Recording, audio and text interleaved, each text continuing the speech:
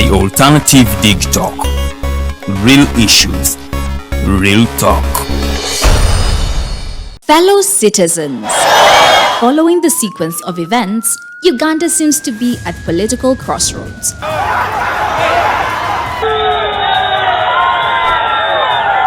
I'm not a servant of anybody. Madam, I know the law.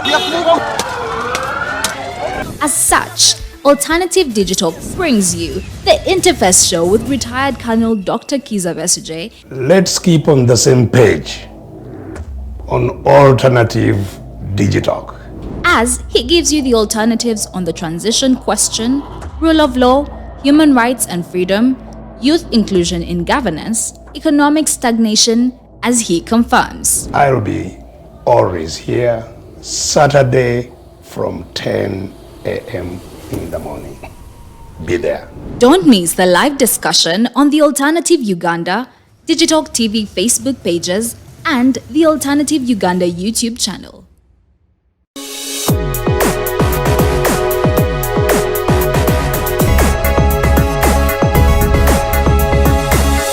The alternative Digitalk. Real issues, real talk.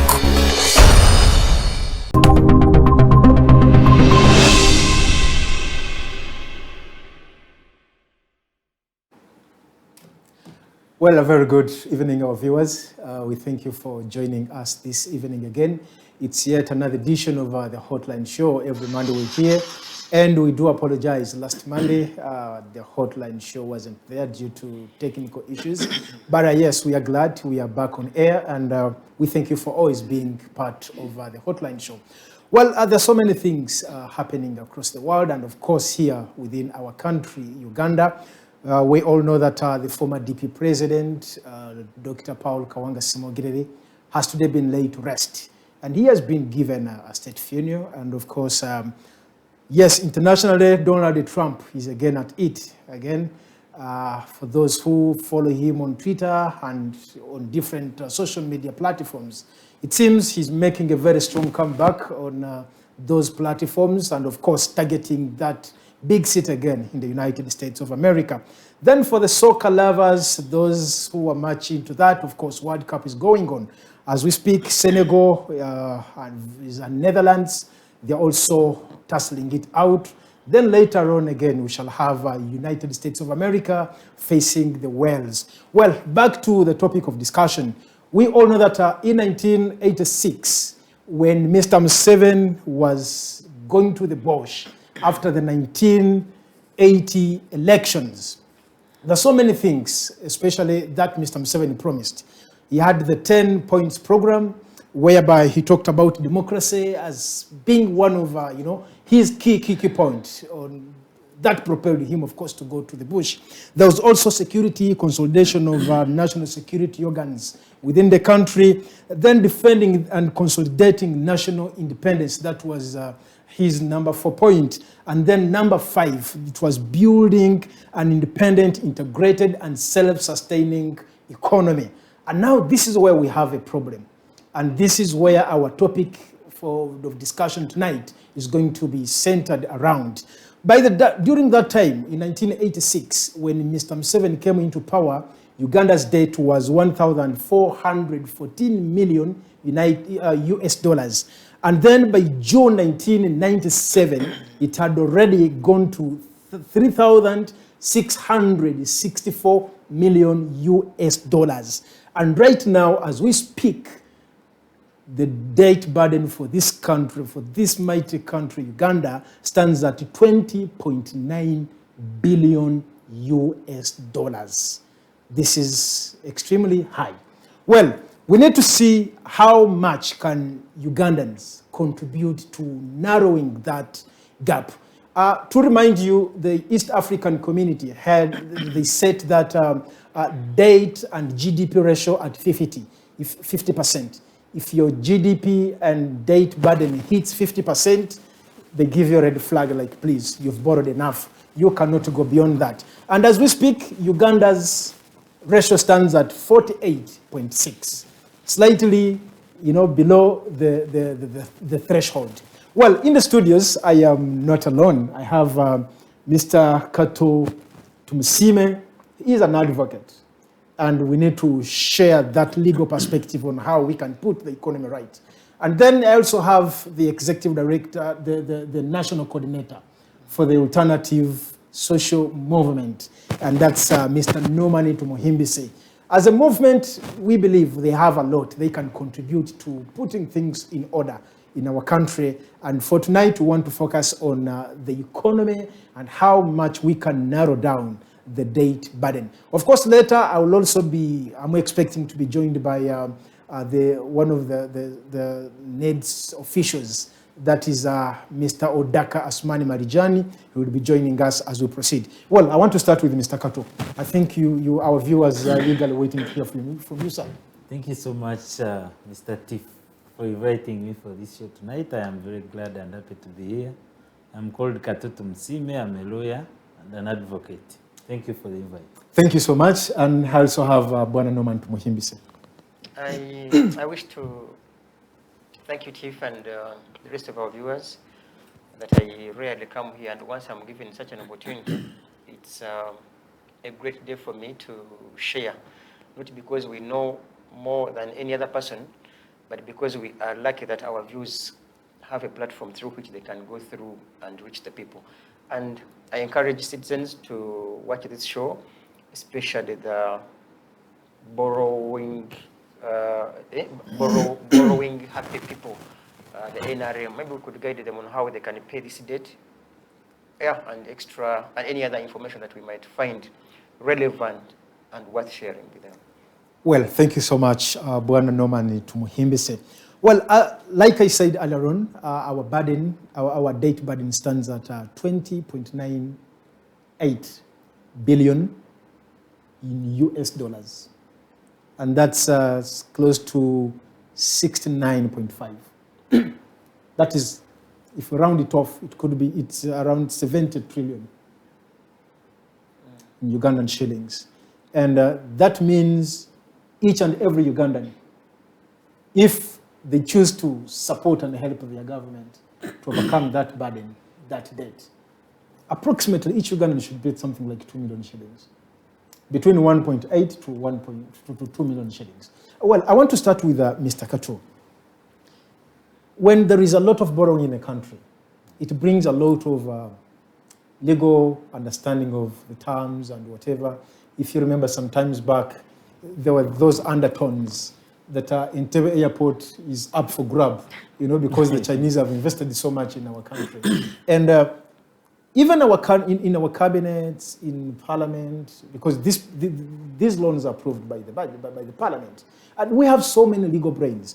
Do you think the legal brains we have in this country have done enough, including actually the Attorney General, to guide and steer this country into the right direction when it comes to borrowing? Thank you so much for that question, Mr. T. First of all, I should say that it is one thing to be a legal brain and one thing to practice actually what you have studied and learned. Okay. And for example, what has mostly brought all these challenges, especially among the elites who actually have the knowledge of the law in that house and the parliament, whose aim actually is to advise the people concerned while borrowing, that's the cabinet specifically. They are more so interested in politicking, and everything has been mixed into politics again. Okay. We have had a recent example that I will give you about the Attorney General, who is actually the advisor of the government as a whole. But there was an agreement that was signed on behalf of Uganda to borrow some money that was supposed to help the government in running its activities. But the Attorney General, as learned as he is in his senior capacity, he had no knowledge of that agreement, and he was on his office was TV. Bypassed. He was on the national TV and telling the public, in his capacity as the advisor of the government, it wasn't aware that he was not aware of what agreement had been signed. Not to talk about the Attorney General himself, many other political leaders, including the finance minister. You have heard him say that he was somewhere and he was given a document he signed. He doesn't know what exactly was included in that paper that he signed. You see the problem of this borrowing and leadership. go and take us back to the leadership questions that we have as a country. Okay. I have told you that there is one thing to learn, but understanding is not a must. And that's the problem we have faced on so many occasions. For example, before the government moves to parliament, the cabinet moves to parliament to give explanations as to why there is a need to borrow the money, a number of questions must be asked and answered. One of the questions that should be asked is, how much money do we need and for what? For what purpose? And how are we going to use that money? And after using that money, What's how the repayment are we plan? going to use what the money has done to help us to pay back the money? I don't know what or whether the executive and the parliament sit and discuss the same questions and then get answers, and then before they even go to pass out and agree to borrow and get that money. We have had a number of occasions where money has been borrowed to deal with a certain issue. But when the money comes, it is diverted to other issues, and you see every single day the president writing and directing different ministries, please run and help so and so. They are running bankrupt, their companies are becoming insolvent. They need to be helped. Helped on whose money? And how are you and me, the common citizens here, how are we benefiting from such company? And at the end of it all, these are the same companies that are given tax holidays. You know, they are not paying taxes, and in the end, instead of using the money that was supposed to be paid for taxes to help the government accumulate its income and, you know, add in its coffers, the same money that would have helped them is actually given them free. They are given tax holidays. So they are not paying, they are not adding anything on the government's expenditure. Then at the end of it all, when they run into problems, at the end of it all, they again come back to the government and say, please, we need this. Helped. And where will that help come from? And the same money that is being borrowed is the same money that part of it is taken off and given to these companies that are actually struggling. I should say they are struggling. And the question is, if you give money and freely help somebody that is not paying tax at the end of it all, how is that some person who is actually struggling with running his business with a small income that he has, how will it help in refunding covering it, yes. Then another thing is, we have had a number of issues where the government, through its parliament, pass a resolution to borrow and allow the government to borrow. But what is that money used to be? What is it going to be used for? At the end of it all, they will come and bring the money when the money is borrowed, and you will hear MPs table their different motions as funny as they are, that they want to be their money is to be increased from the money that they have borrowed, but they want to increase their salaries. They want to increase the money for buying them service cars. So at the end of it all, we have lost as a country. Hope. As a country, we have lost the interest of trying to develop the country in different infrastructures, in different avenues, so that the money that we borrow is again brought back and to help the same government to repay back the money borrowed. Well, thank you so much, Bwana Kato. Kato seems to suggest that the biggest problem as a country we are facing, if we are to revive the economy, if we are to put things in the right order, is to first deal with the question of leadership and governance. Exactly. Yes. Well, I want to switch to Norman Tumuhimbise. As an activist, I believe there is a lot you can do to raise the flags up, to make some noise. Of course, I'm using noise in quotes, and maybe propel the duty bearers to act in a proper way. Do you think you still have that mandate as a young person, a young Ugandan who is so much committed to seeing that Uganda becomes better for all of us, including you, of course, and the young people, the young generation, the young activists also feel that they have made a contribution to their country? Thanks, Steve. I think for me, I will sound like an activist. I will sound as a Ugandan. I also sound as a politician. And I beg that our viewers accept that I indeed be Trinity. Not the Father, the Son, and the Holy Spirit, but the politician, activist, and Ugandan. To begin with, as you read to our viewers about in regards to the 10-point program, I think for me, these gentlemen weren't meaning what they put on paper, because out of the 10-point program, they forgot the 11th one, which in my view should have been the first point. That is the life presidency forever. That should have been number one. And if had that been number one, we would gladly praise them for achieving that. To say they have executed what they didn't mention on their paper. Out of the 10-point program, all that they have achieved isn't part of the 10-point program. And I think it's high time that the president and his colleagues sat down to rather revise the 10-point program and even make it so brief, maybe the life presidency program that becomes number one, the most corrupt becomes number two. Literally a few things of them that don't confuse them. But also say, I understand that your show doesn't fully support Uganda as part of the languages to be used, but I will use it for purposes of our viewers and followers. And I use the Luganda. It's not a proverb, I think it's a proverb, that amamesa amanji tegesimira bunya. So actually the Baganda got it like, this is my message. When there are so many, when one of them tries to scratch here to dig some escape route or some hole, they keep on disagreeing and fight each other. And before you know it, the cat comes and grabs all of them.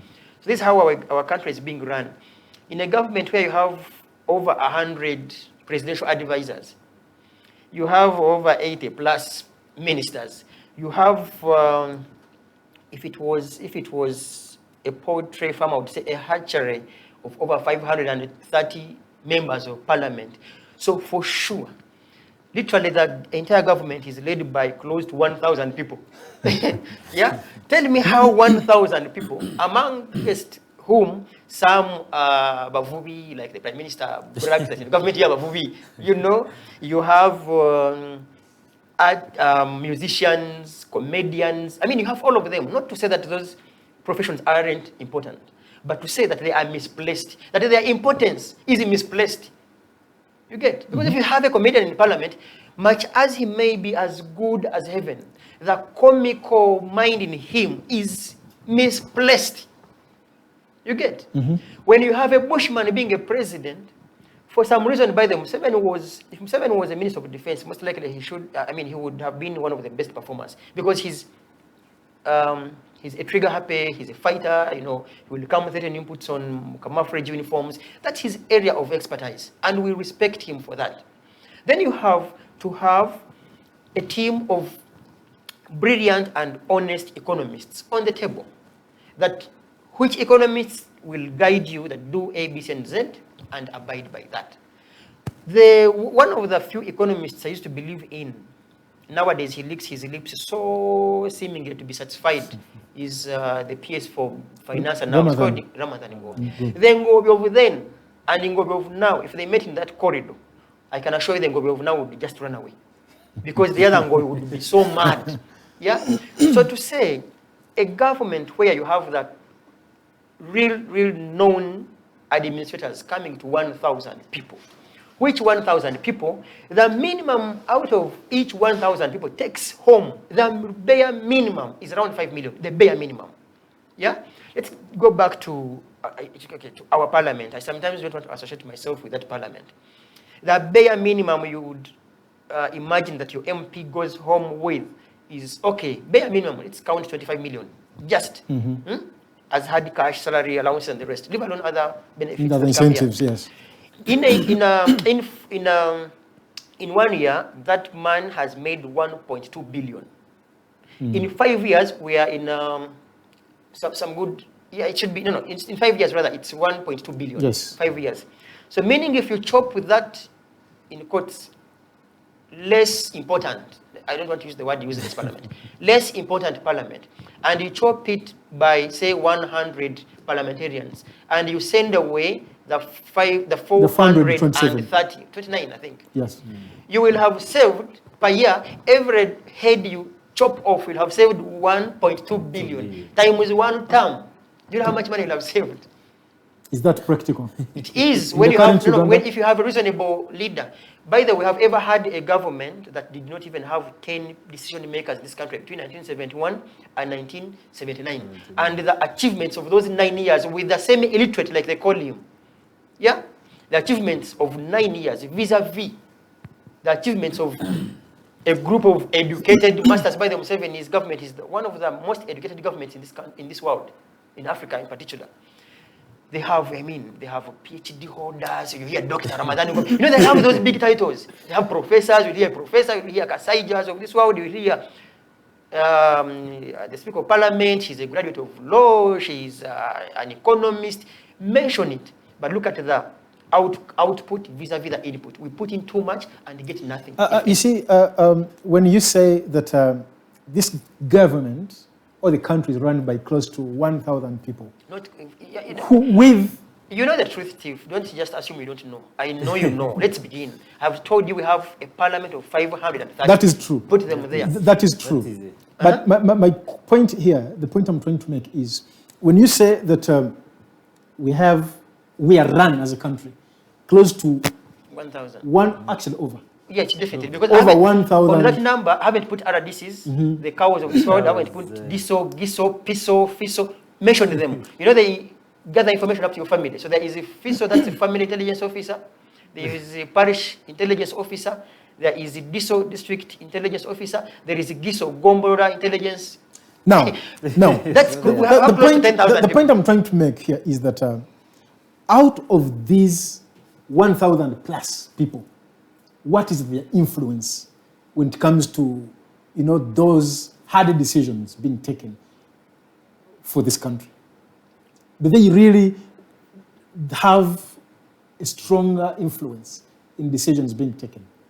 Or it is just a group of, basically to satisfy people like, Gumirao, and then the powers to make decisions and those hard decisions is left in what they call an oligarchy, a very small group of people. I don't know. No, it goes back to personal sacrifice and personal belief in believing in what is right than what is good. Yeah?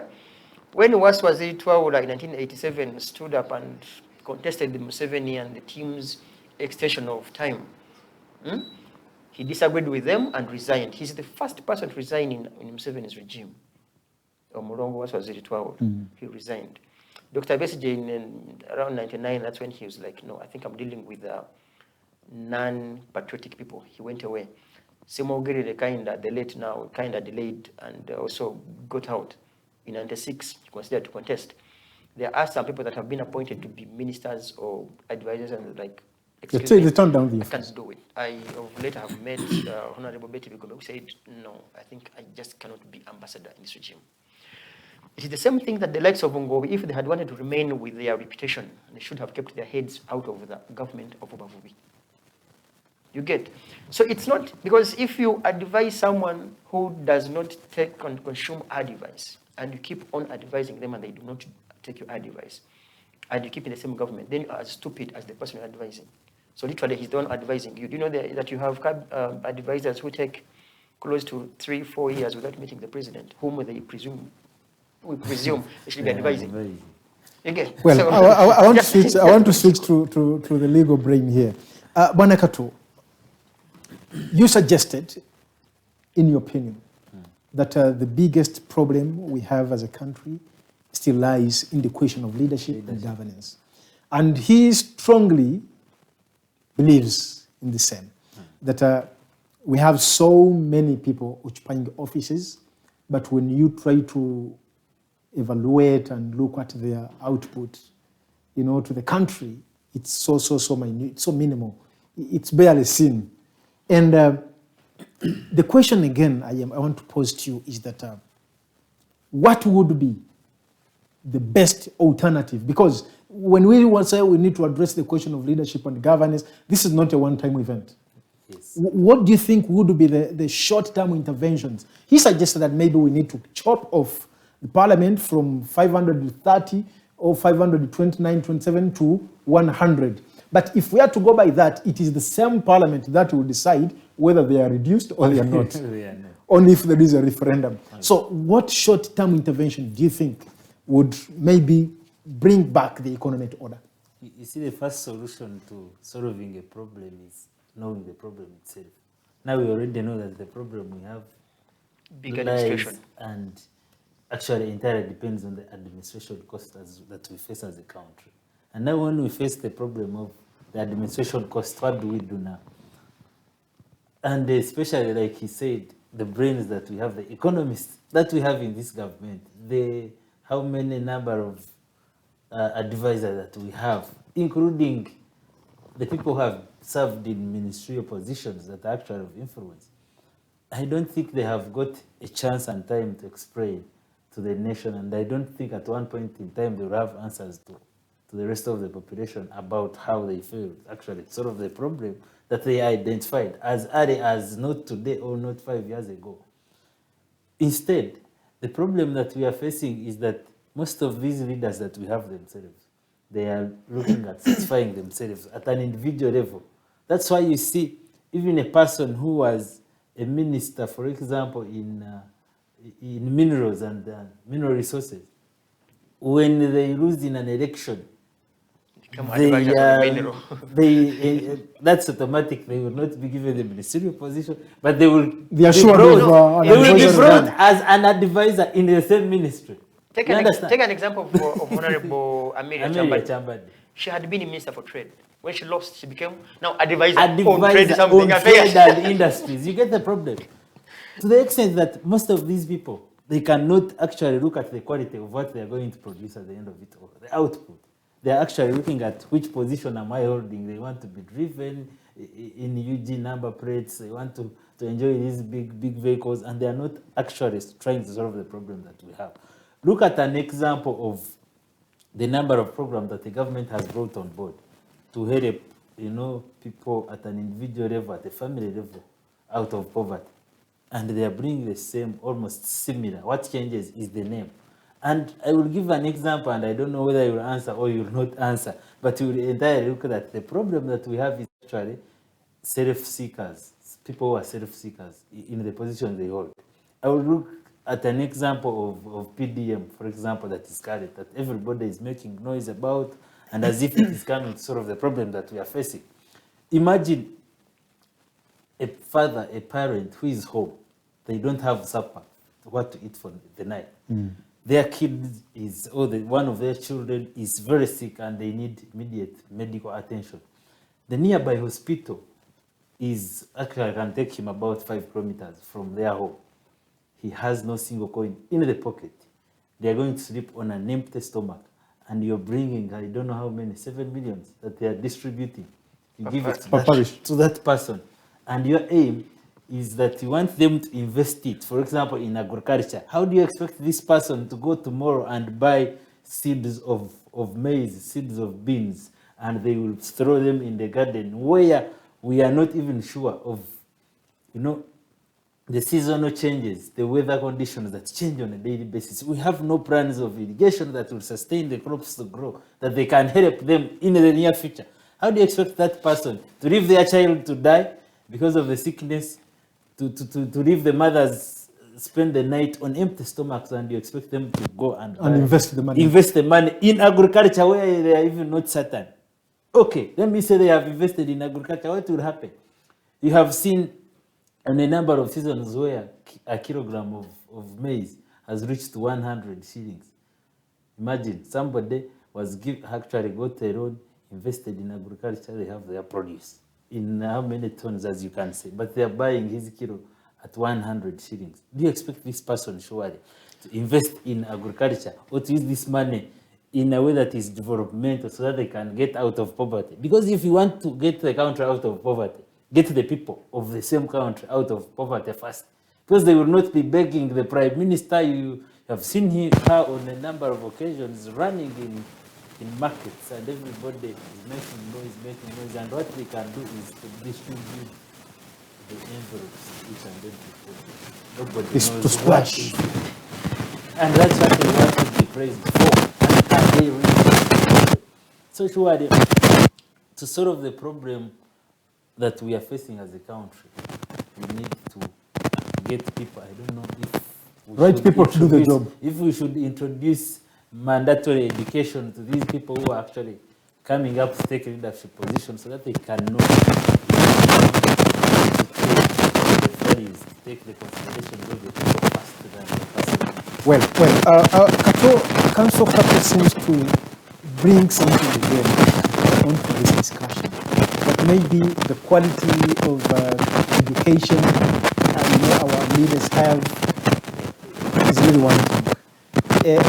But I want to assume sometimes it's not actually about education per se, but the kind of personality, like he rightly put it up, that you find someone who is very good as an economist and is into things to do with oil. You find someone who is so good as a teacher.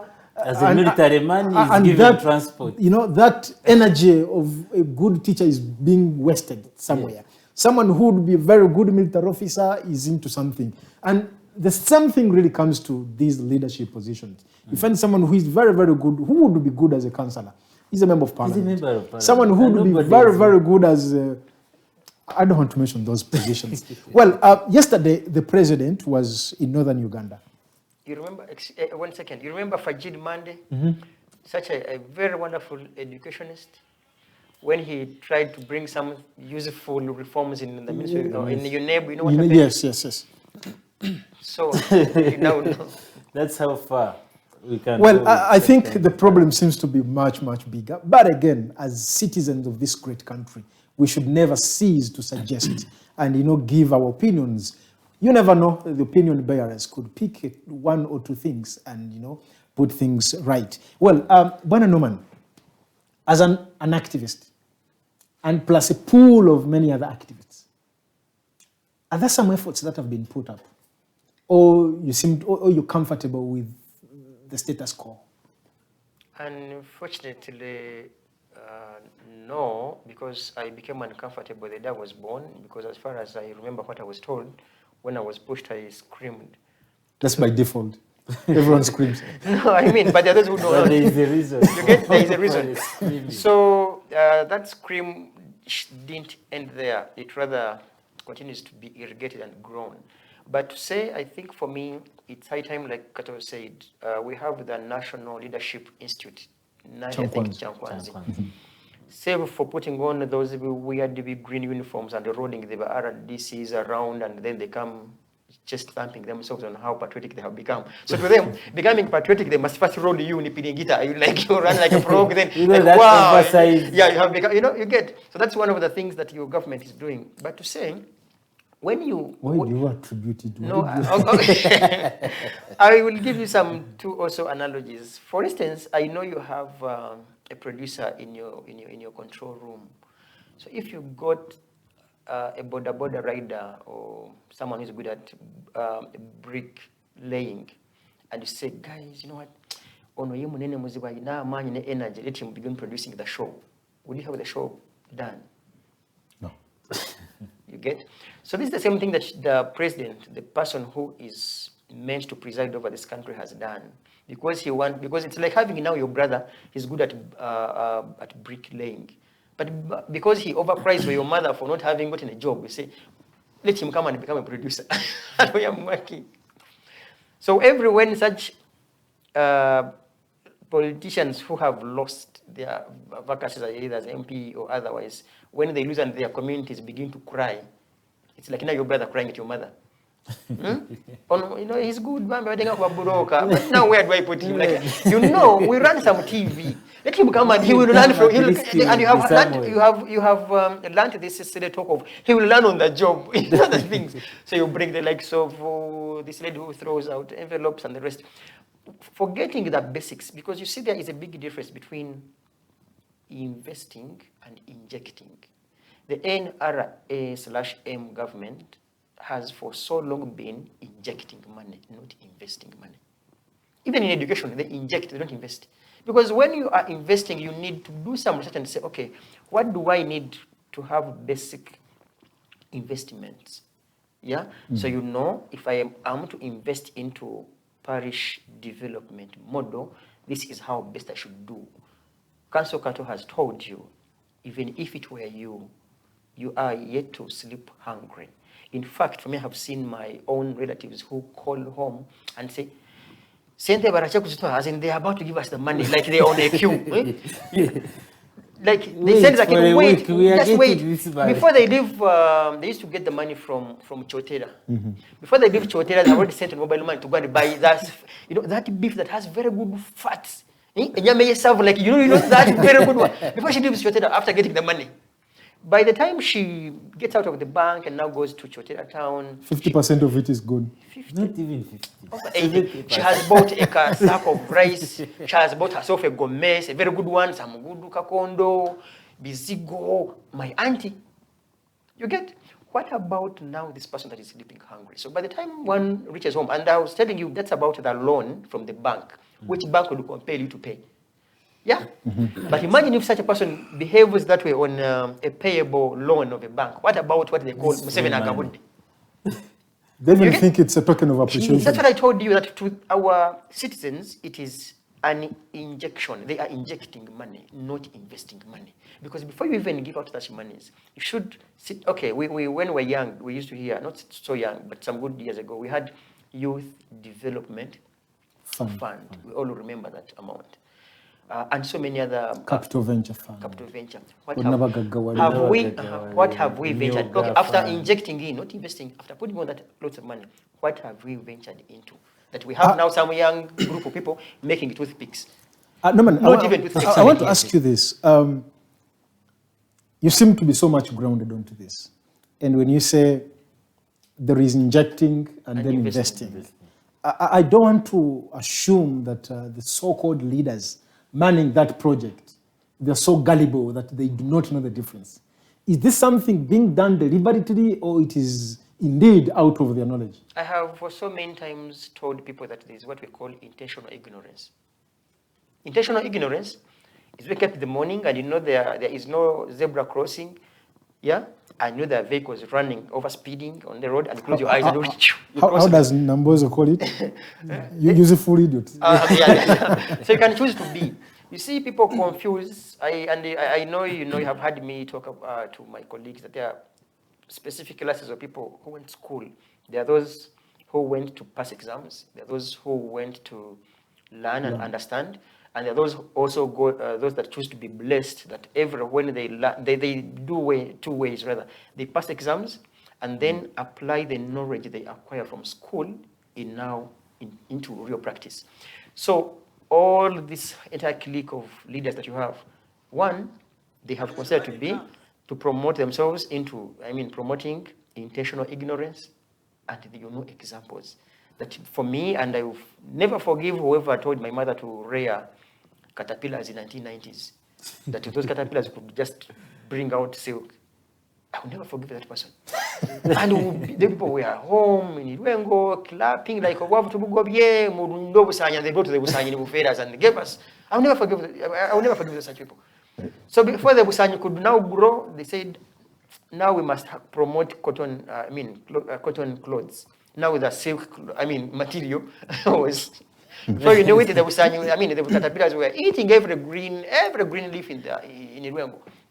So to say, there should be, for the 40 years experience that Museveni has in government, with his colleagues, if they weren't greedy and selfish, we would rather stand to be broke for 1 year, what Uganda call like real brokenness, but in that 1 year, you are investing your monies into a serious team of thinkers to think for the economy of this country.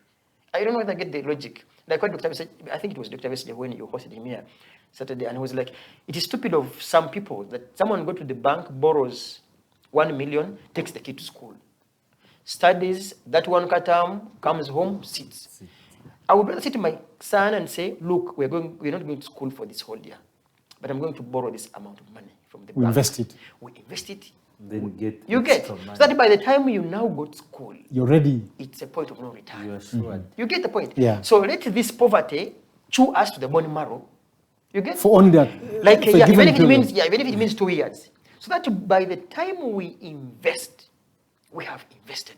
You know how much sports.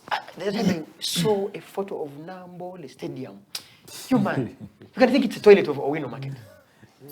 Well, a leading sports arena, a leading sports stadium in this country. It is there. money wasted. Because even if it meant to train people from maybe maths or whatever, because the money that was injected there hasn't proven and given us the purpose for which it was put there. So what if that money had been put into building the talents of young people? By the time you come to construct such a waste, in quotes, it's relevant. I mean, simple logic. Well, thank you so much, I Norman. need to add something Yes, on please. his point on saying that they understand the difference between investing And injecting.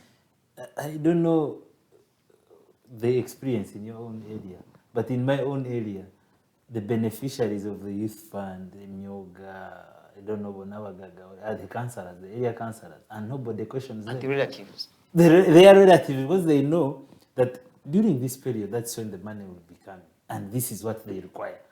What do you think they require? I don't know, a group of 5 people, you must register some business, which business has never started.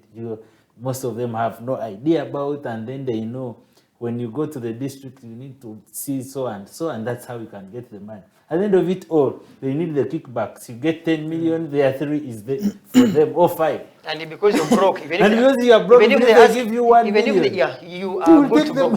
After all, you won't account for it. Bwana Kato, do you think this has something to do with the curriculum being given to, because much as we, not actually a curriculum, but in preparation for this. No, just a second. Also a second. Don't confuse us. No. If all of these gentlemen and a few ladies that are running this government, none of them has been through a stupid curriculum. Some of them, by the way, Harvard students. Some of them I are. don't know, they're economists. The Attorney General has had his masters, I think, in which university? Not here. So many. By the way, these guys are educated. They simply choose to behave stupid. To be what they are. No, yeah, very good. They choose to be what they are. They choose to live with it. I mean, I think for me, it is to say, most of these guys, beginning from the president, it's one, Tiff, I am sure, very few of us have opened the user manuals of our phones. The same thing with the brains. Some people have considered to leave their user manual of their brains and choose to operate it. You leave your brain manual, user manual, and choose to use your head that way. Well, thank you so much. Bwana Kato talked about the public administration. I wanted to just share something brief here. When you look at the national budget for 2020, 2021, no, I think this is, okay, let me refer to that one, because I think I've failed to get the very recent one. Public administration, it costed the 2.9, close to 3% of the national budget. And that's something like 1 trillion, over 1 trillion, just going to public administration. Also, teach your viewers there. Don't over sweeten things and make them sound sweet. Public admin. Someone is corrupt. You say someone is a thief. You say these amounts go to salaries. Yes. Don't you say public admin? Someone will ask you now, what is public admin? Who is that person? And like you I say told you, this money is put onto fuel to feed Museveni's family, to have for the vehicles with his toilet. Okay. And we know that this man, not public admin. You're over sweetening the thing. We also need to go for a break. But before we go for the break, I need to take through my viewers. I want to take them through the 10 points program once again before we break off. Okay. Now, I want you to relate the whole conversation to what was promised to this great country, Uganda. Mr. Museveni's number 1 point was democracy. No, number 2, you're not simply a journalist, you're Ugandan. No, I am doing what he told us. Begin thinking on democracy. Democracy, how far has it don't gone? simply read to them. You say, in our view, ask me, I give you an answer, he gives you an answer. Simple. Well, if you're fearing this, well, just a second, sir. The first point was democracy. For Ugandans, you know how much. We're here, 10 out of 100. Okay, out of 100, 10. Out of 100. Mr. Kato, on democracy? Democracy. Out of 100? 15. 15. Security, Mr. Kato? Yes, security. That was point number 2. Depends on depending on you. On which security you're talking about. National now. security. The national security. Yes. Because when you talk about security, we have food security as part of security. We're talking about national security. We need to go for a break. The borders and yes. At least we are at around 50%. 50. You agree? 55. Okay, then consolidation of national security and elimination of all forms of sectarianism. Wait a second. Remove or bring it? Removing or removing what's the it? percentage? Should we begin by the ministers and the people in agendas? That one is around 20%. Mr. Kato? Around 30. Around 30. Then point number 5, building an independent, integrated, and sustaining national economy.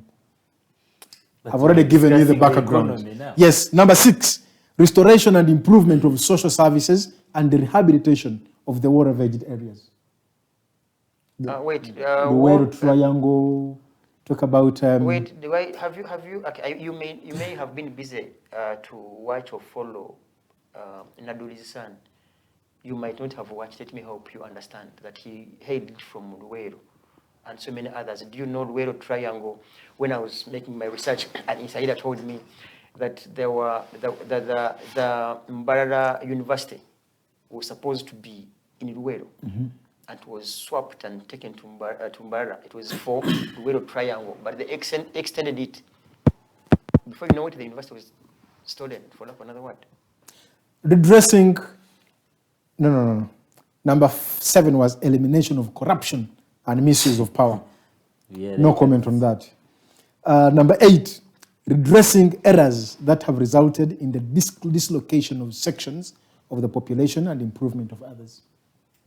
How improved are you in your at a personal level? Number 9, cooperation with other African countries in defending human and democratic rights of our brothers in other parts of Africa.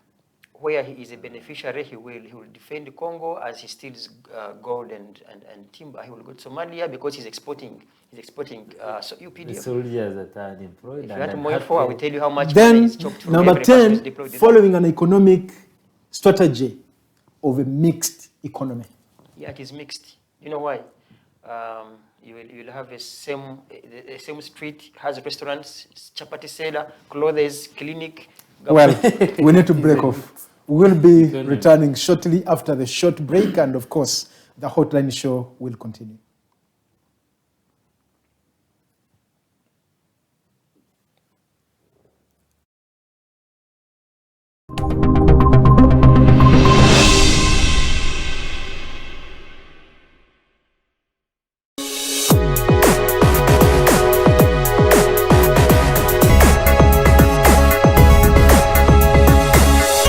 Alternative Digitalk. Real issues, real talk. Fellow citizens, following the sequence of events, Uganda seems to be at political crossroads.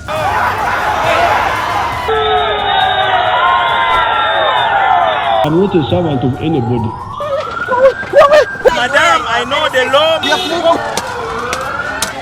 As such, Alternative Digital brings you the Interface Show with retired Colonel Dr. Kiza Besuje. Let's keep on the same page on Alternative Digitalk, As he gives you the alternatives on the transition question, rule of law, human rights and freedom, youth inclusion in governance, economic stagnation, as he confirms. I'll be always here Saturday from 10 a.m.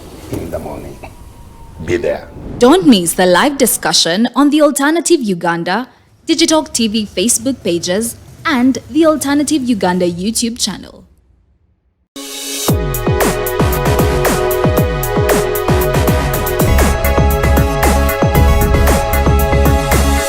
The Alternative Digitalk. Real issues, real talk.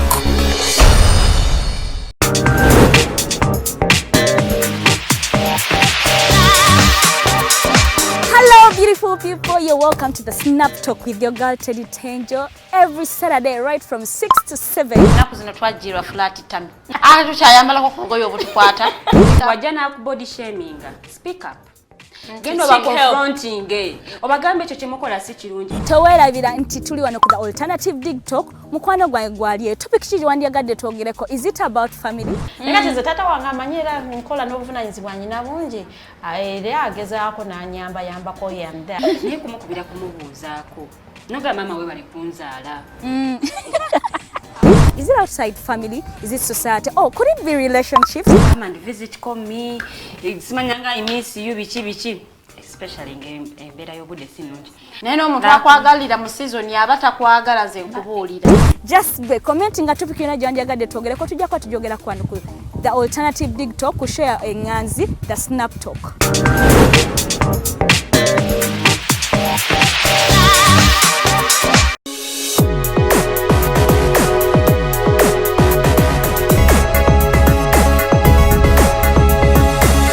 The Alternative Digitalk.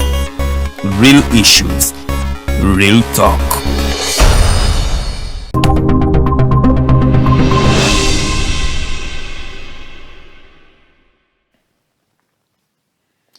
Welcome back from that short break. It's the Hotline Show again. Well, our discussion, we're looking at how best can we resolve the debt burden of this country that we earlier on talked about stands at 20.998 billion US dollars, and in our local currency, it's something like close to 70 trillion Uganda shillings. And if each of us has to contribute to clearing this debt, we have to get into our pockets. That is, if we can get it, something from there. Something like between 1.7, 1.8 to 2 million shillings, just to help our government clear that debt. And the East African community threshold for those who go and borrow from whatever sources, it stands at 50%. That is the debt to GDP ratio. It stands at 50%. And Uganda's debt ratio stands at 48.6.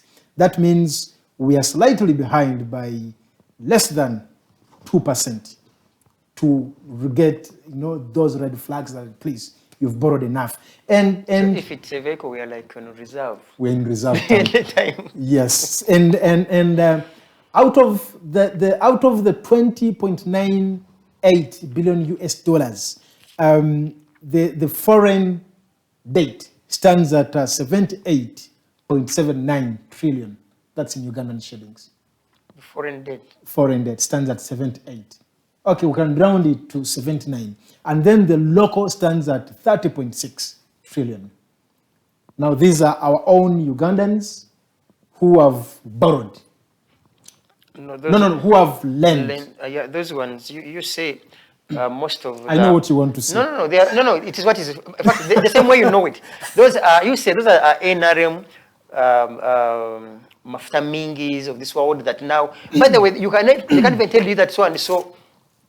So and so has, we owe him so much, because these are the mafuta mingis who come and give in during election campaigns. Thank you. Well, on the show, I've been joined by Mr. Sometimes I call him Honorable. Right Honorable. Odaka Asuman Marjan of Tororo. He is the Secretary General of the new party. The newest, but it's not the newest. Actually, to start with, first tell us about your relationship with PUM and the needs.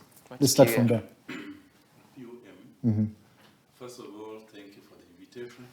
I want to thank you for always giving us an opportunity to come and learn, but also exchange views with our viewers. Thank you. And I thank you very much. Now, the relationship between NEED and PUM, that's People's United Movement. People's United Movement. First of all, we have been, NEED has been a political pressure group the last 1 year, because we launched NEED on the 28th of September 2021 as a political pressure group. Now, because of our nature of mobilization, members, two members from PUM contacted us. But owing to the fact that the current president of NEED had been a member of PUM, a silent member, and all of us didn't know. I like that. For a long time. I think since when I looked at his card, he got his card is written, I think, 10th September, I think 2015. that he had been just a silent. I didn't know about that. I got surprised. And so these guys approached us, and me, I was talking to them as a national coordinator of NIB then. I didn't know that my other colleague was actually a member of the other side. Mm-hmm. So eventually, and their talk was that, can't we join forces? Because you're a pressure group, a political pressure group, what you're preaching is what we ascribe to. So we had talk, we had conversation for about 2 months. Eventually we agreed. And some of the things we agreed upon was one, changing of name. From PUM to NID. To NID. Changing of the logo from the Kato standing to the Kasoli. Right hand, human right hand holding Kasoli. So we simply wrote to Electoral Commission to gazette that change, because we invited delegates conference, and they changed some provisions of the constitution and those other changes I have mentioned. So after Electoral Commission gazetting, PUM will be normal? Transited. No, you see, it is Electoral Commission only gazette. The change is normally done by the delegates. Electoral so you already need now? Yes, Electoral Commission has no business with the change. The change is normally with the delegates, the owners of the party. So you're now a fully functional party that wants to take over national leadership. Well, thank you so much, Odaka. As you join this discussion tonight, we are looking at an economy which stands by less than 2% to get red flags. That please, you've borrowed enough. And now this is the same country. You're going to do that. You're going to do tree.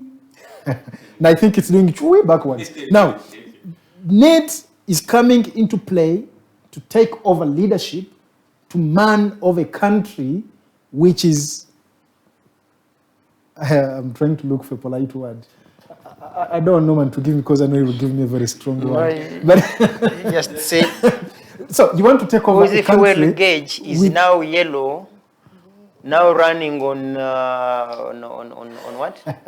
On reserve. I know, Odaka, you know what I'm and on reserve, the driver does not even have the money to even consume fuel on the next petrol station. So, Bwana Odaka, in such a country where need is coming to take over leadership, and you want to take over a country which is in a very, very sorry state when you talk about its you know, the economy, and any country with higher debt levels, you know, it moves into crippled sort of growth. You know, the government tries so much to levy higher taxes so that they try to narrow that gap. Now, as needs, what alternatives do you have to revive our economy? No, thank you very much. You know, I've always said this, that if Uganda, if anybody in the world, any man, runs Uganda, runs his home, the way these guys, Museveni and his friends, have run this country, I am telling you, that man must be in prison. Must be in prison. That is one. But you see, to directly answer your question, the very first thing, there are many things, but the very first thing, if to save Uganda from the high debt burden, the very one up is change of leadership. This one here. Okay. That is one. From NRM to NID? To NID, certainly, okay. Because we need people who know, first of all, what to do in the economy. We need people who are not thieves. You see, that debt burden you're talking about, nearly 80% of it is borrowed to be stolen. Borrowed to be stolen, and deliberately. And I can give you examples. You see that Northern Bypass was started in 2004. That Northern Bypass. Yes. It is about, is it about 11 kilometers? It's 11.6, I think. 11.6. But in 2004, 11.9 actually. to date, that's about how many years? 24. You said 24. 204. 12 years, I think. Over 12 years, Over my 12, friend. yeah. Over 12 years, close to 18 years. 2004, when they got that money, it was under the former minister Nasasra. They got money to construct double carriage. You get it? They deliberately stole, a government that is still, they deliberately built one carriage and they stole the other. You get it? Now, when they felt they wanted now to build, and they built a poor, even on the other one which they built, they had to do a poor one. They also had to eat some layers, to eat about some layers. Now, after stealing that one, they came back and realized, I think World Bank was doing some evaluation on that project. When they wanted to build the Entebbe Express Highway, because it was supposed to be joined, when they came to do evaluation, they realized, now this is going to mess it up. They again went and borrowed for again 2 lanes for that same bypass. You get it? And went, these guys are thieves, my friend. For 2 more lanes, 2 more carriage, including the other old one. And then again went and built a canaro. You go and see. I always use it. Yes. That is how bad. You see that Entebbe Express Highway, even if you Google, it is Google rates as the most expensive road in the world. How many kilometers is that? Less than 50. Less than 15. But do you know each kilometer of road on that? 36 billion per kilometer. 36 per kilometer on that road. And all that is borrowed money. Do you So know, you wanted me to pay? Yes. Do you know how much your president, people in Liberia over this are quarreling with their president for using, is it $2,000 per day for going to watch World Cup? Yes. Ours uses $50,000 per day. 50,000. That's close to 200 million. Not million. 2 billion. 2 billion, per yes. day. It was exactly 2 billion. Actually, Yes. 2 billion every day. The day you see Museveni there, every day. In other words, every second, Museveni uses close to 2 million. Every second that has passed. I don't know how many seconds I have been here. Calculate. All that is borrowed money. Do you know, do you see these hooligans who cause for us jam with their red number plates and come with one hooligan is with a lead car, a hind car, but again he wants to, you have a lead car, a hind car, you are yourself driving a vehicle which is in excess of 5,000 cc, but you're still blocking the road. Of those who buy that fuel. Of those who buy that fuel, of those who, or in whose name you have borrowed the money to buy the car. You get it? And you find one hooligan has 5,000 cc, 4 of them, because these days, those who are going to use red number plate, now these days also have an accompanying private number plate in which because they want to hide from the people they have stolen from. Yes, Odaka. I think we all know all that is borrowed issues. money. And the other thing, do you know how much in this budget, do you know how much we are paying as debt? We are borrowing, we are getting debts to pay back the debts. How can you run an economy like that? And so, what alternatives do you have?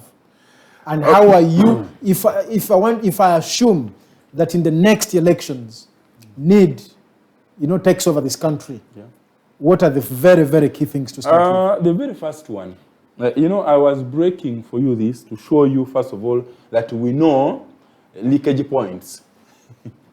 That number one, a president who we know himself said has never bought even one toilet. He said so on TV, that he doesn't even, since 1980 something, he's never bought one toilet paper.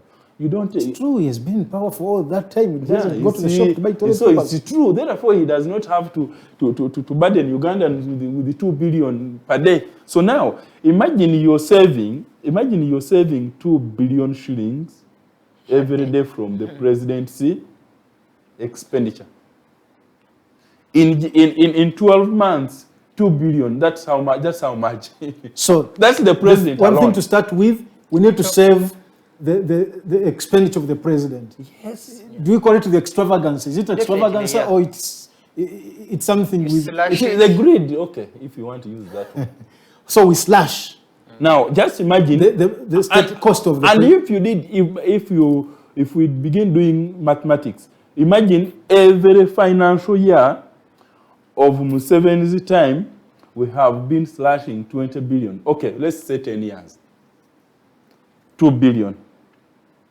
No, let's just move forward because we can't go back. Now, what we lost, you already lost. We have to let's have 5 years. Now, you get. I needed to have got the figure. You wanted the board from the. I don't want to be like in 7. The money spent on those roads. Do you know how much saving just from how much KCCA? Do you know? Have you moved in Kampala lately? Mm-hmm. Do you know what is? Do you know Kampala is becoming? I don't know how to do it. A potato. Those roads. Do you know how much the budget of KCCA? Do you know they give them, after giving them, it is stolen? That's why you're moving on those roads. I stay in Bunyonyo, and I think we have the worst road in Kampala. No, you don't. It's just that you're used to your bad ones. You go elsewhere. So everywhere is now the same. Now, just imagine you saved corruption. Do you know how much is stolen right now? The other day they gave IGG, is it 50-something billion, and they recovered 11.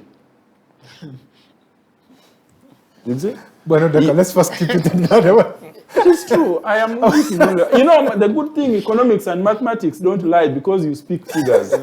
So she spent 56 billion and recovered 11. To recover 11. And she even called a press conference. But that's not news. Haven't you seen a delegation of ministers launching a 20 or so million project? And there are like 20 over them.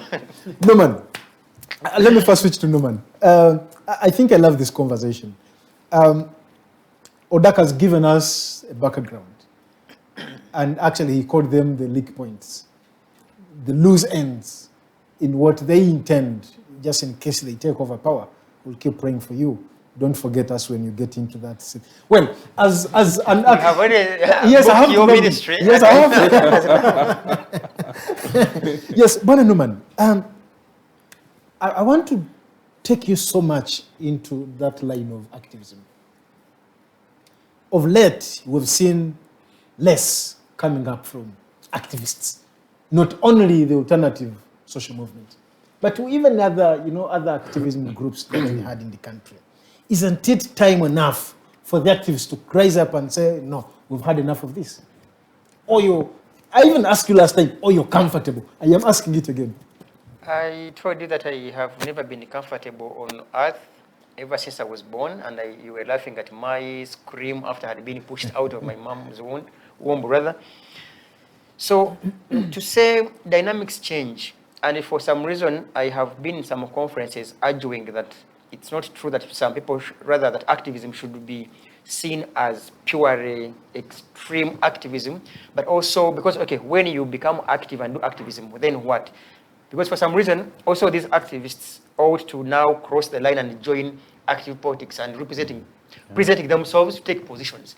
So that the architecture plan you are giving when you are a nobody, once you become a somebody, then you can be judged and say, I said this, because the Malemas of this world were pure activists. But once they joined serving now, service, politics of service, they have tried to rather now bring some things on board.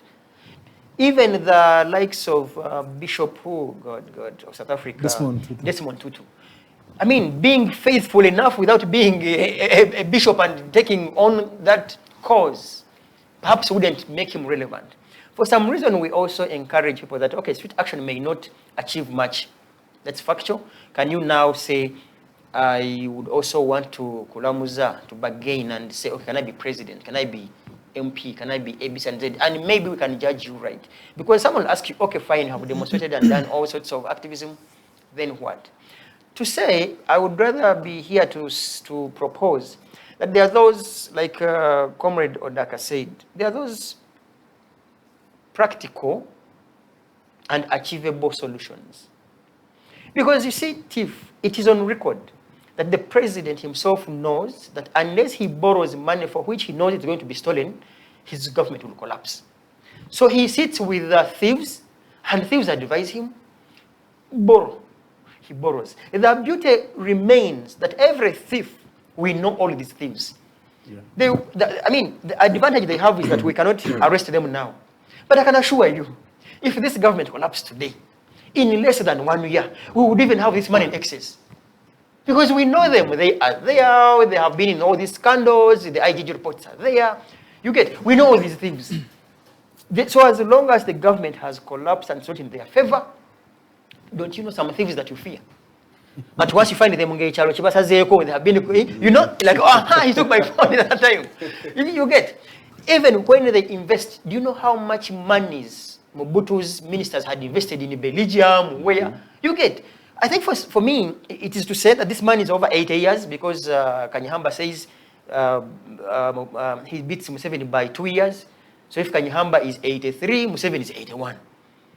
And I can't really, Kanyihamba can't lie. He tells you, he was at Bianyima's home. Bianyima told him, like, hey, you are 2 years older than my son in court. That's what Bianyima told Kanyihamba. When Kanyihamba was 45 years then. So this man is 81. How many more years do you think he can be here? Although I think you're being charitable. Sometimes I think he's older than Kanyihamba. You get the point? So to say, first of all, like Comrade said, I think it's Kato who said, identify the problem. We know the problem. Mm-hmm. We know these thieves. Yeah? And all we need is to pray that these thieves be here. So that we can grab them. To add also, before you cut me short, this is a formula. Know what to do. Yeah. Know when to do what to do. And know the how to do the other two. I don't know if I get this philosophical interpretation. First of all, you first get a leader who knows what to do. The same group of leaders should know when to do what to do, and the how. I have told you. You know that we must arrest and jail all the thieves. We already now know what to do. You know when? We know that when the government collapses, it is the when we shall arrest all of them.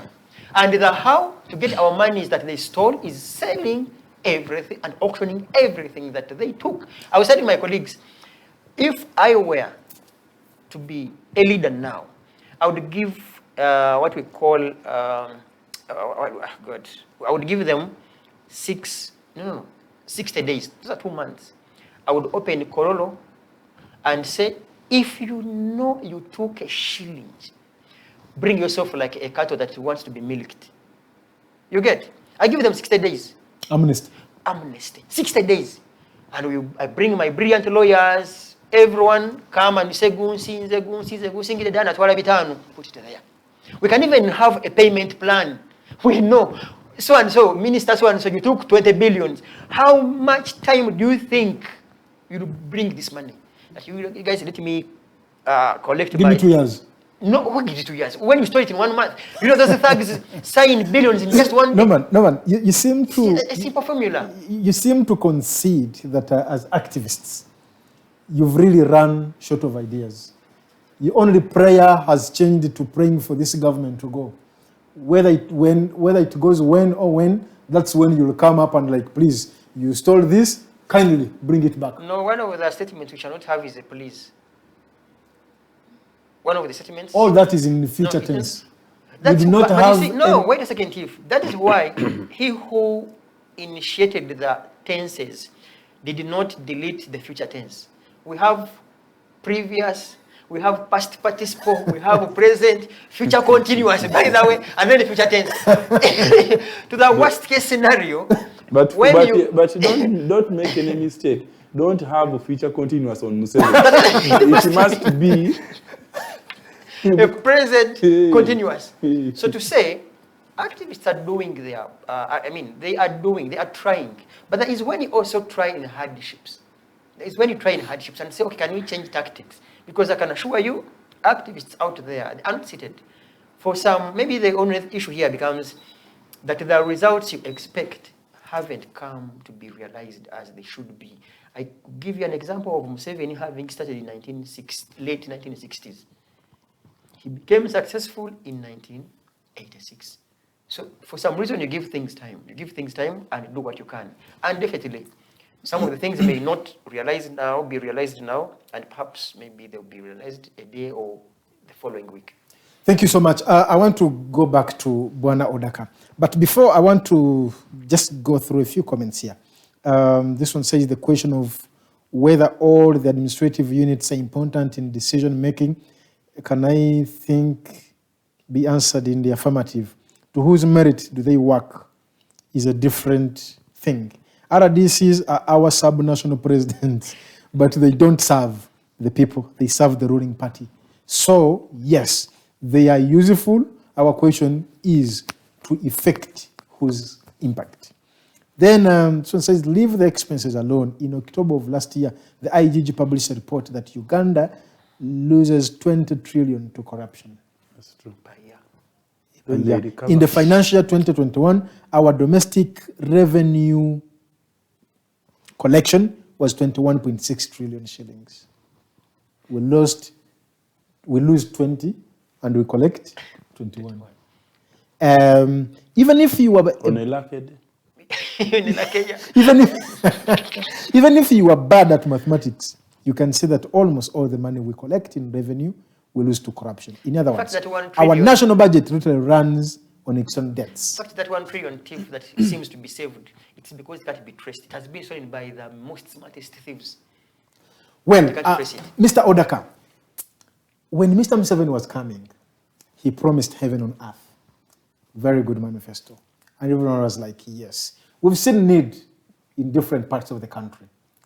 I don't know the kind of message you preach to these Ugandans. I have not had an opportunity to be part of one. Oh, to be like one of these. To be part in one of those, engagements. Mm-hmm. But as Ugandans, they seem to be losing hope in those good politicians who speak a lot of good English. You speak a lot, who can really diagnose the problem, the national problem, just like the way you've been doing here. You've been able to identify the leakages, and you know what to do. How much do we need to trust that when the needs come into play, they will really act and not lament? You see,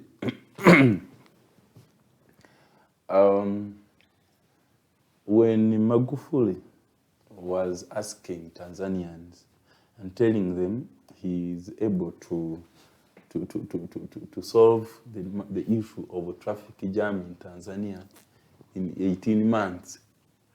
That Susulu is called Susulu? Mm-hmm. Sulu. Samia. No. They are the prime minister who announced the death of Magufuli when he was in exile. The opponent. Said that man is only saying good, nice rhetoric, but he has no capacity to do that. Then Tanzanians gave Magufuli, in record 18 months, he had solved the problem of traffic jam in Dar es Salaam. And he didn't do that using he didn't borrow a shilling. He used the taxpayers' money. You see, once you identify, Museveni, don't compare that man with us. That man came in bad faith, and he has done his things in bad faith, and he's going in bad faith. So I don't want that comparison. It gives bad omen. Now, it's an insult. A terrible one. Now, you see, let me tell you, this country, you don't even need to borrow money. To borrow money. When we were going across the country, or even before we went across the country, we did natural resource map, and we have it in our office, and you journalists can come and we'll share with you. This country is damn rich. In this country, a place called, near your area there, is called Buteba. Let me use the government's own source. A new vision of last year, in 2021, 11th of October, stated that in Itira, it has a gold deposit where they will be mining one ton, of gold every day. Do you know what? And they've given it to Chinese. And you know who Chinese work for in this country? A ton of gold every day is close to $500 million. No. That's too. I am using. Okay, no. Let's simplify it. Yeah. 1 gram yes. of gold costs between 120 to 150,000. 1 gram. So I wanted you to start from there. So begin from there and let and those. Ton, that's 1,000 kilograms. That's 1,000 kilograms. Yes. And because we're talking about 1 gram. Yes. 1 gram, which is close to a 150,000. that's close to people who are viewing us. So in the Baganda, it is close to 1 gram. Yes. You get? Yes. And the government, and me and you who come from near there, we know the truth. So I'm sitting with the billionaires here. You know the truth. In a rainbow, we don't have No, you see, our being what we are emaciated is because of resource scarce. The Baganda say, "Okulira n'inyanja sikulira." So I will tell you that now that is Bukedi, and that's gold alone.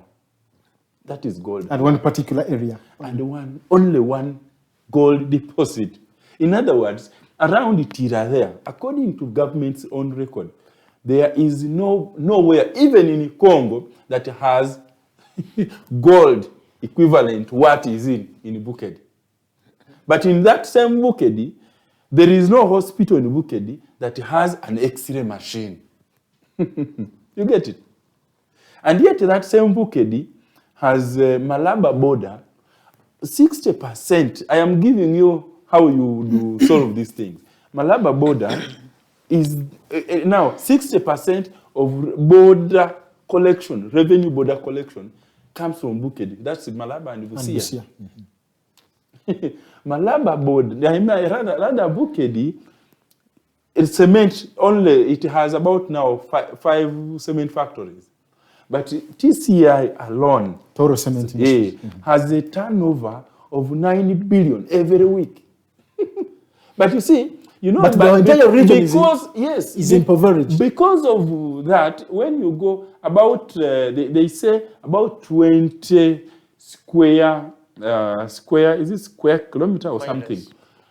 All people who drink water around there, who consistently stay there for about 5 have brown teeth because of the poison of limestone.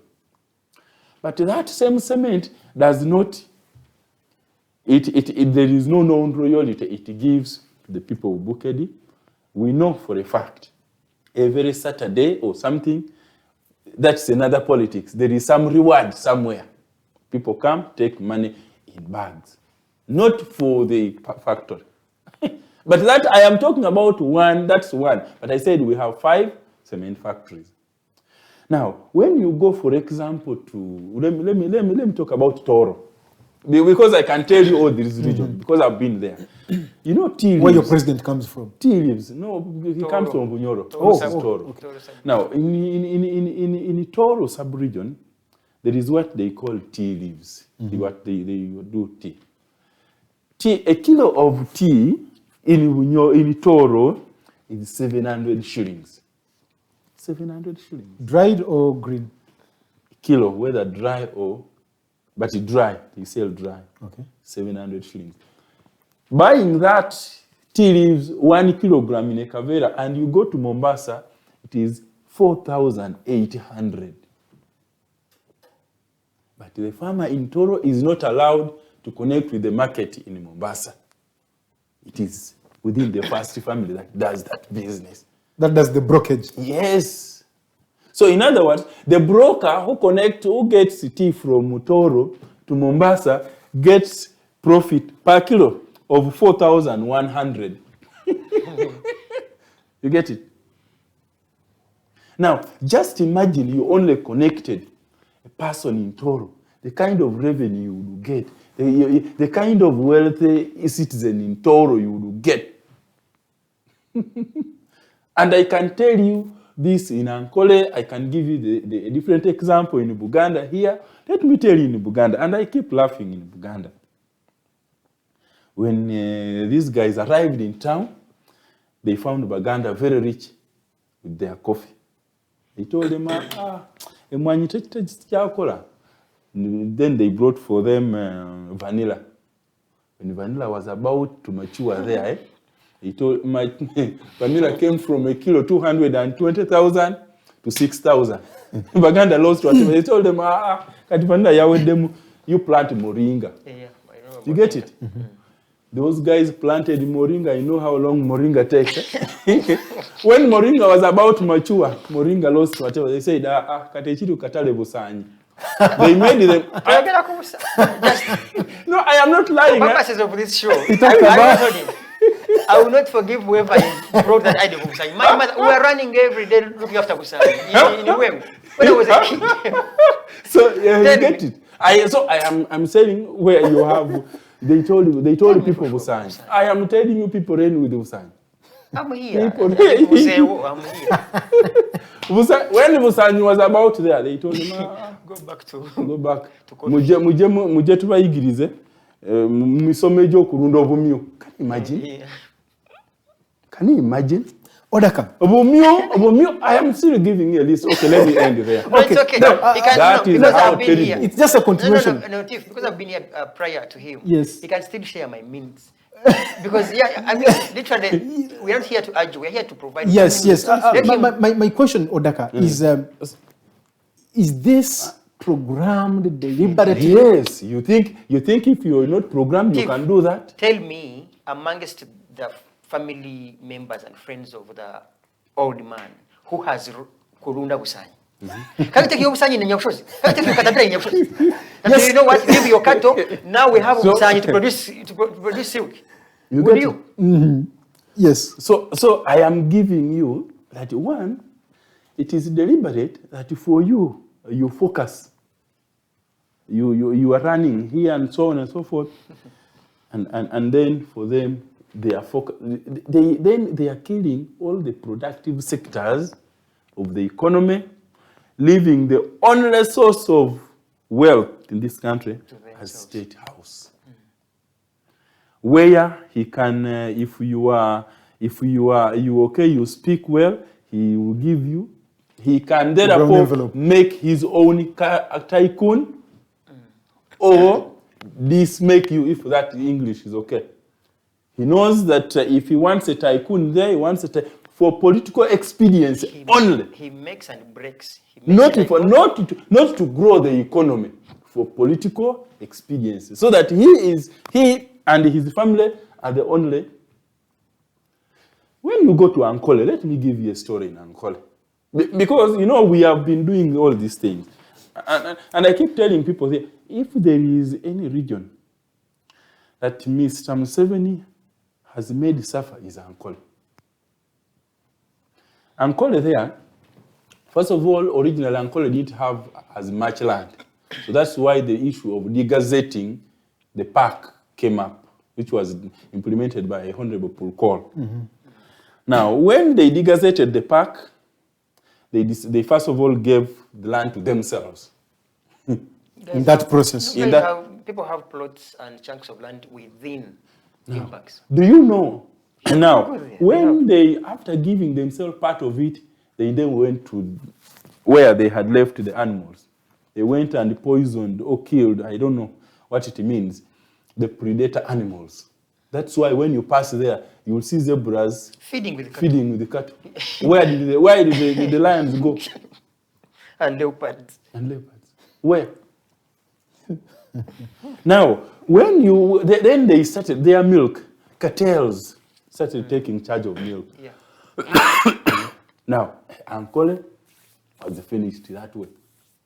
Do you know that the other day there was a proposal in the Mbarara City Council, the proposal in Mbarara and Bushenyi, that a proposal to clean Kampala was being debated in Mbarara and Bushenyi councils, that you see, there should be no matoke that should leave Mbarara and Bushenyi to Kampala unpeeled. They should peel them from there and then bring ready peeled matoke. Do you know what that means? The economy. So these things are deliberate. So the stealing and then borrowing to steal is also, those are all, I am bringing up that these are all interconnected action of a government that wants you properly poor and not poor to just within their regime, poor to the next generation. Forever. So that the next government that comes does not focus first on service delivery, but on paying this for a long time.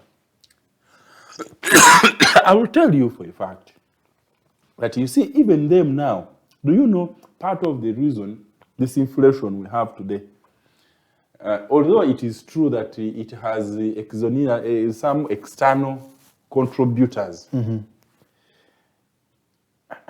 you know, a good thing I was also in some class of economics.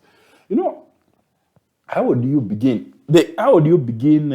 implementing what they call monetary policies on this when the money supply in the country is not open?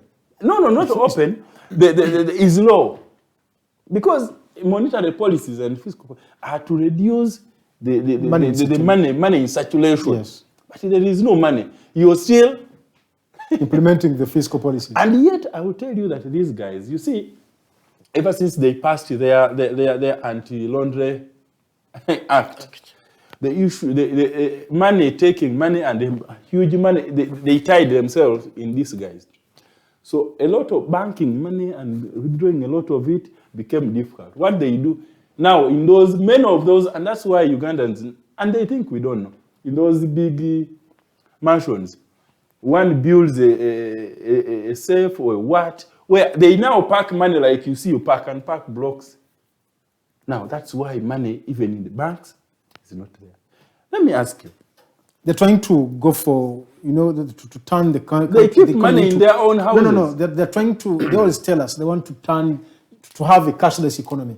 Like when you go to like Zimbabwe, there is money in circulation, but less in cash. You know, they use virtual cash. These guys are not even smart like Zimbabwe. Let me tell you, if the condition of Zimbabwe is subject that Mugabe went through is subjected to this, these guys cannot survive for 3 months.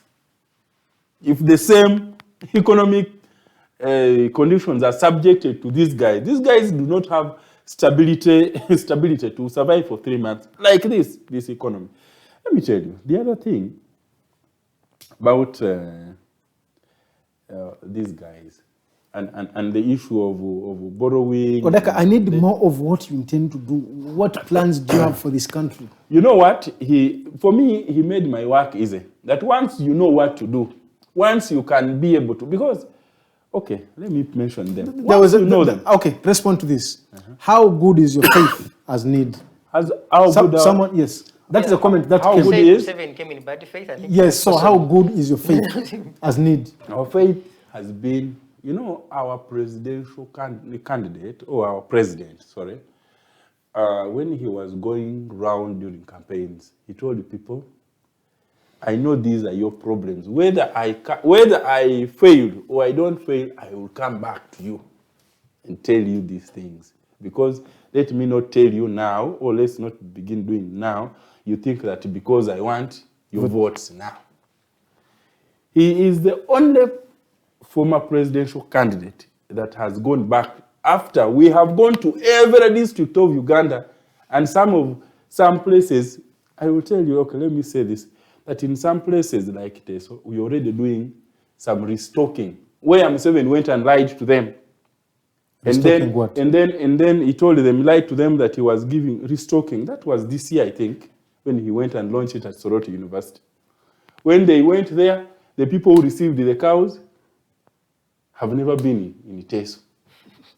I don't even know Teso.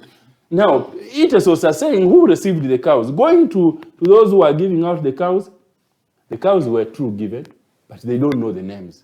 They don't come from Teso. For us, we went and we are doing this in a small, like people, like humble people, giving small. Now, if we are doing that as need now, why do you think we can't do that what do you think we can do when we have the power and the money, the past? Okay. That is the faith. Now, one other question before I go to Norman. I know he has surrendered much of his time to you. But I wanted to say something in regard to what Norman, you were fixing Norman on. Okay. In regard to activism in this country.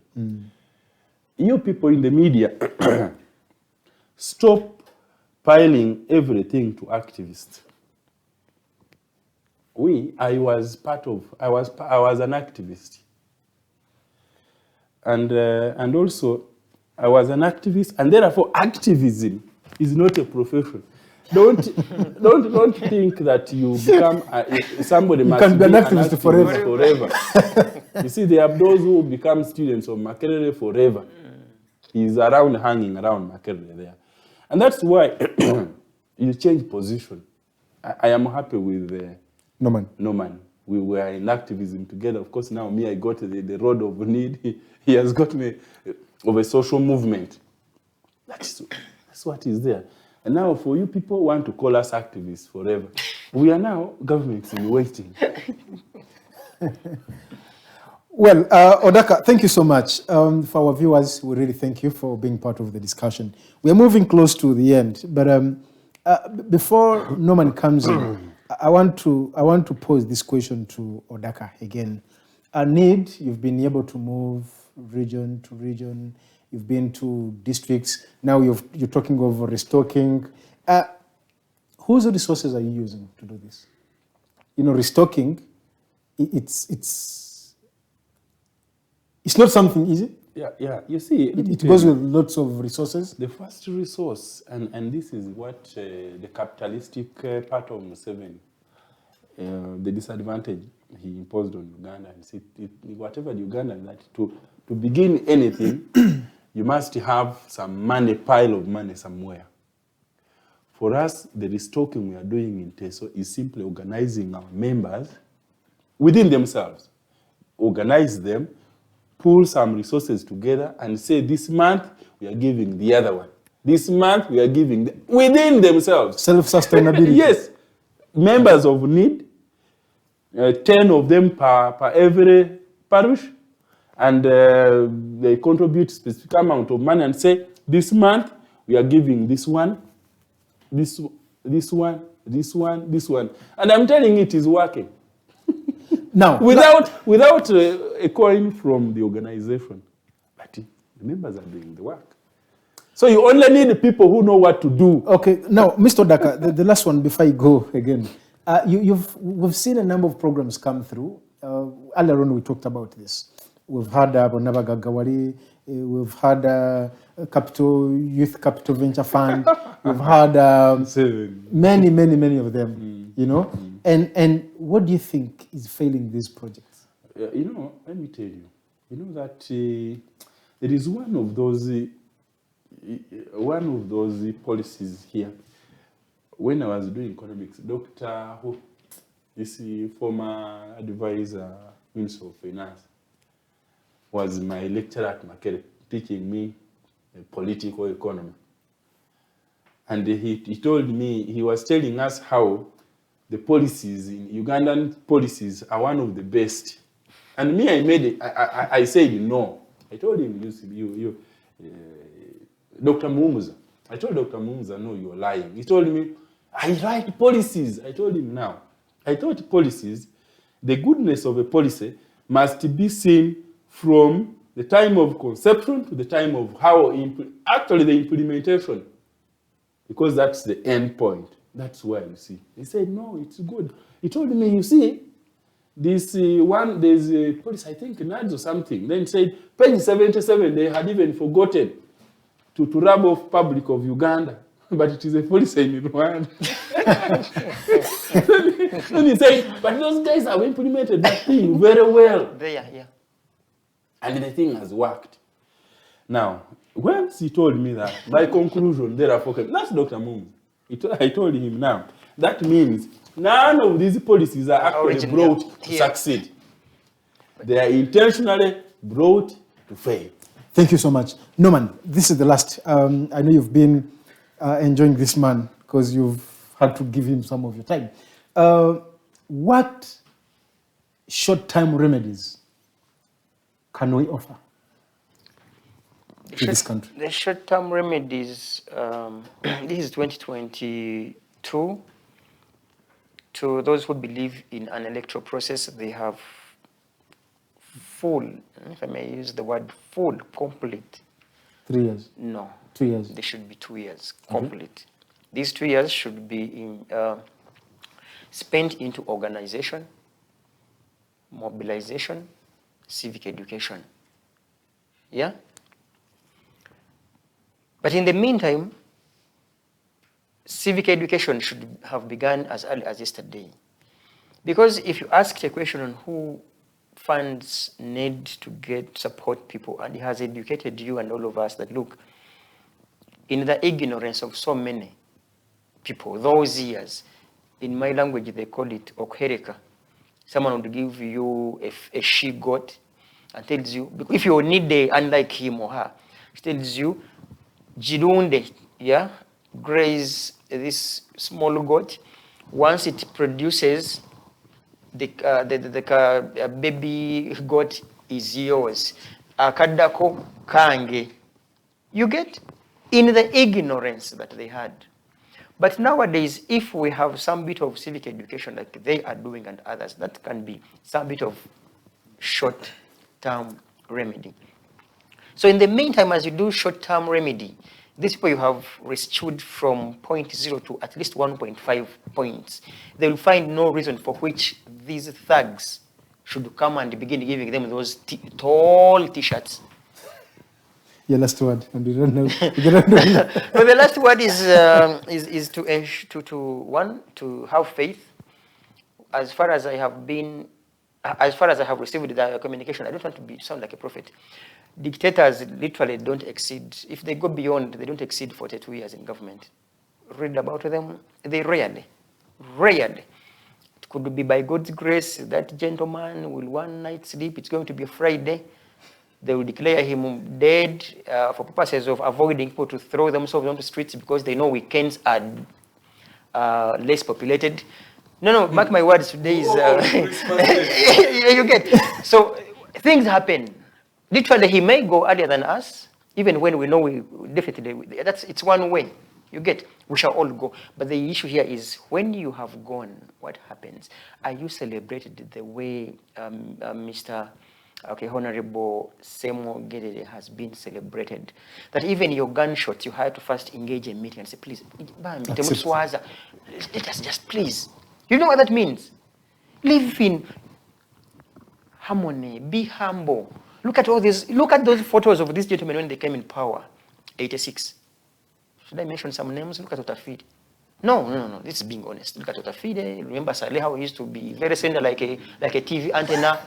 Yeah, where do they work? How many hours do they have in life that for them, they work for 60 hours a day. For them to amass such wealth. So to say our fellow viewers and citizens, it's to pray, keeping strong. But if you have knowledge, pass it on to your colleague, and that's how we can liberate this country. I tell you that young person who the likes of Majembere, who they need our help. Some of them I doubt whether we must remind them to hold their brain user manual, rather than putting on those tall T-shirts with one photo, those yellow tall T-shirts. Someday rather, we'll get there, and we'll be here definitely, or in any other place, telling them that, look, this is what we told you. So we are the ones we are waiting for. Thank you so much. You know, sometimes I don't take your word so lightly. You, in one of your book that brought so many issues. No, mention it. My book, okay, it's my book. Let me mention it. The title is The Komanyoko Politics, where you talked about, you projected the death of the former Deputy Speaker, former Speaker actually, former Speaker Olanya. Jacob Olanya, and it really happened. And he died when I was in jail. Yes. Well, so you think one day it will be a Friday, and no, Mr. we are here. Museveni? Put it on record. Well, Mr. Odaka, you have a minute. I want your parting shot and we. Anyway, for me, I want to thank you for this opportunity. But I want to tell Ugandans that there is no time to sleep, because the bad guys are not sleeping. They are planning how to harm us all the time. They are planning how to steal from us all the time. So it will be it should be, we should make a very clear line between the thieves and we who want to rescue the country. You see, this country has a self-correcting mechanism. Nobody should think that these guys are going to destroy this country completely. They will not, because they cannot finish it. They will not finish it. And I will tell you, they will not. Let me tell them, I am looking them in the face, they will not. This country will be here. We shall correct this country. And there are a lot in our advantage, including age, like Comrade is talking about. We shall be here. I'm telling you, you will call me on this step and tell you. Now, in a different capacity. We are in the capacity, and we are the leaders. How would we? And we shall now be not talking about these guys. We shall be saying, do this. If you're here, like you just asked the ministry. Do this. So I'm telling you, we are going to put this country right. The other thing I want to tell our people in the villages there, that I think it is you have put on those T-shirts for a long time. I think to the elites putting on neckties, you must be now seeing me rarely in those things, those neckties. We need our sleeves folded, not our hands, because this country belongs to us. There are meanings. As just a last one, I was watching a video by one of the comedians, I think Tumusiime or something, who was on an interview somewhere, and the interviewer was an Indian, and the Indian asked her to give her opinion about Amin. And this is what she said. She said, well, I am sorry that my opinion about Amin isn't like theirs. I watched it, Yeah, she was correcting them because she was like... just because Amin could have done what he did badly, and sorry it hurt you. But I will tell you, things. Looking at what is taking place in my country now, and he said so many good things. Yeah. I don't know, Amin would now be... If you came in this town, 1986, and you abused Amin, and you even said, because of the test, you said, even with a long stick, you could not touch whatever Amin. I am telling you today, you're doing this, and somebody is saying, an elite is saying, you would rather have Amin today, than you. What do you feel about yourself? Thank you so much. Just one. That also, let's think about, and as elite, let's think about this. For me, I question that everybody who now wants national leadership in this country, you know what he says? He doesn't say, I'm going to bring this new thing. He says, Nenda kuzao bino, nenda kuzao bino, nenda kuzao bino. Because they were there. It means, you guy who is in charge, you have spoiled everything. We now have to begin from negative. We first bring to zero before. Uganda should think about those things. Thank you so much. Well, thank you so much, my guests tonight. I thank you for sparing time to be part of this discussion tonight. I apologize. I delayed in the road because of the jam. 7 brought jam.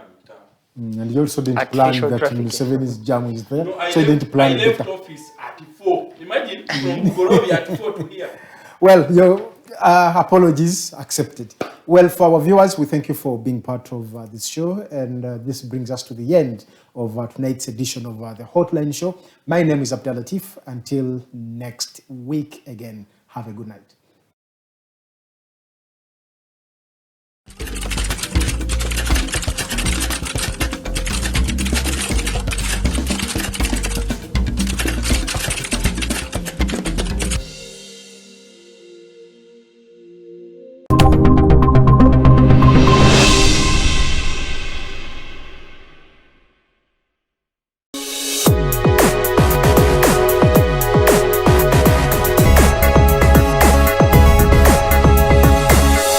Alternative Digitalk. Real issues, real talk.